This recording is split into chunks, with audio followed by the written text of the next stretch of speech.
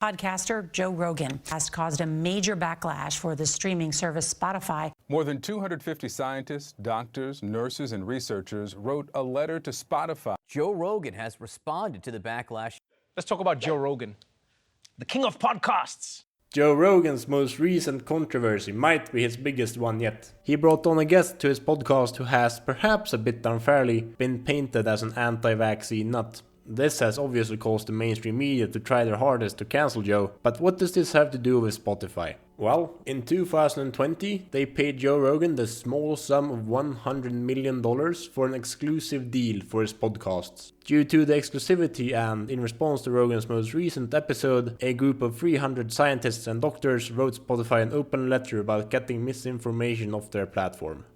Shortly thereafter, the artist Neil Young wrote his own letter and pulled his music from the platform. He was later also joined by other artists. But looking at their statements, this controversy is not the entire reason for the boycott. Another big part seems to stem from Spotify's longest and perhaps most controversial issue: how much the artists get paid. Just look at this statement: paying musicians fraction of a penny while paying him, referring to Joe Rogan, $100 million.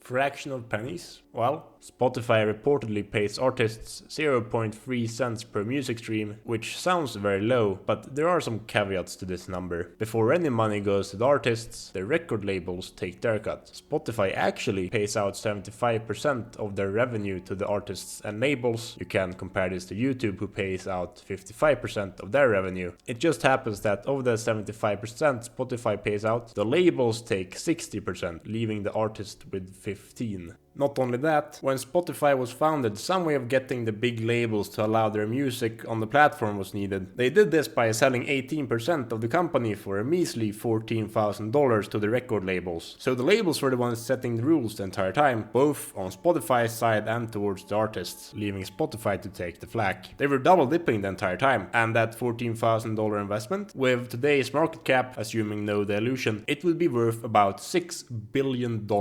So the labels are in the background making bank while the artists are complaining towards Spotify. The first big flashpoint of the payout controversy was in 2014 when Taylor Swift left the platform. Back then, with Spotify as a much smaller platform and presumably worse at monetization as well, artists of her size had payouts of approximately $6 million per year, according to Spotify's CEO. So the artists have long fought to increase their earnings, and this Joe Rogan controversy has the two required elements: a lot of negative media attention and a massive $100 million payout from Spotify. But what were Spotify thinking giving this deal to Joe Rogan? Sure, he invites some of the most famous people in the world, and it's a massive podcast. He gets at least 10 million views per episode, with the biggest one being with Elon Musk, having 52 million views. So did the Spotify executives just see those numbers, get blinded by dollar signs and not watch any of the podcasts? Because just by doing a quick search, you will find that he regularly has controversial guests on. One example would be having a guest who became a Proud Boys member. So it's quite shocking Spotify did not seem to be prepared for this to happen, because it seems quite obvious it would eventually. However, this particular controversy has been blown a bit out of proportion. The anti-vax nut Robert Malone actually worked on very early research into mRNA. With that being said, he still says some very disturbing things about the vaccine, so it probably warrants some fact-checking from people who know about this stuff much better than I do. But Joe is also painted as a racist and just in general a right-wing nut, which seems like a bit of a stretch. Working as a podcaster for 12 years, having the kinds of guests he has on, there are bound to be some slip-ups that you don't agree with, and here are some excerpts from his response to a viral video going around of him saying the N-word. Most regretful and shameful thing that I've ever had to talk about publicly. Taken out of context of me of 12 years of conversations on my podcast, it looks fucking horrible, even to me. I never used it to be racist because I'm not racist, but whenever you're in a situation where you have to say, I'm not racist, you fucked up. And I clearly have fucked up. It's a fucking idiotic thing to say. My sincere and humble apologies. Additionally, on him being some far-right figure, he has had Bernie Sanders on. He actually endorsed Bernie Sanders even. Would a far-right person even give Bernie a platform to spread his message? Who are you going to vote for in the primary?